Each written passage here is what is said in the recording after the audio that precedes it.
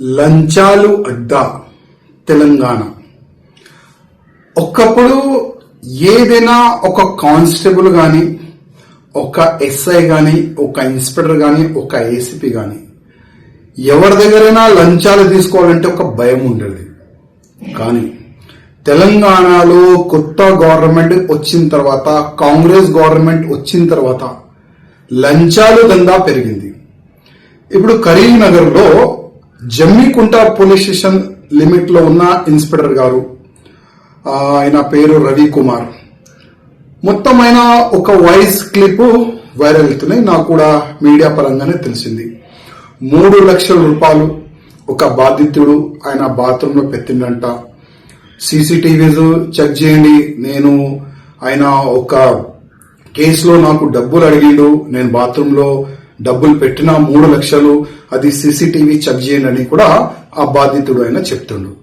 అది కాకుండా నా గోషామేల్ నియోజకవర్గంలో షహీనాజ్గంజ్ పోలీస్ స్టేషన్ లిమిట్ లో సిఐఏ బాబు చౌహాన్ దాదాపు ఒక కేసు నుంచి నేను నీ పేరు తీసేస్తా, నువ్వు 1,50,000 రూపాయలు ఇవ్వాలి అని లంచం అడిగిండు.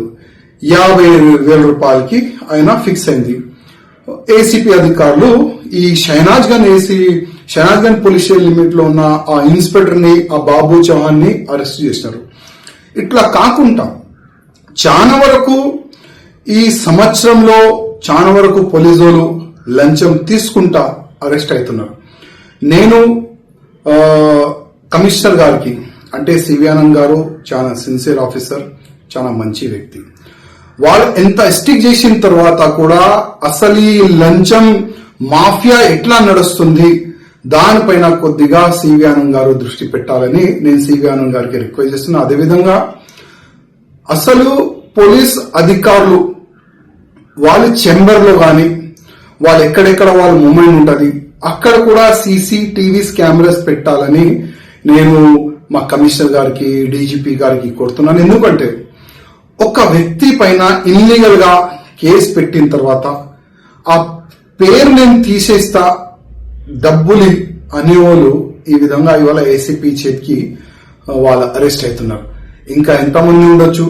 ఒక వ్యక్తి క్రైమ్ లో లేదంటేనే ఆయన 50,000 రూపాయలు నేను ఎందుకు ఇవ్వాలని ఏసీపీకి ఫిర్యాదు చేస్తే ఒక ఇన్స్పెక్టర్ అరెస్ట్ అయిండు. ఒకవేళ ఏదైనా ఒక వ్యక్తి క్రైమ్ చేసిండు, వాళ్ళ దగ్గర ఇట్లాంటి ఆఫీసర్లు ఎంత డబ్బులు వసూలు చేయొచ్చు.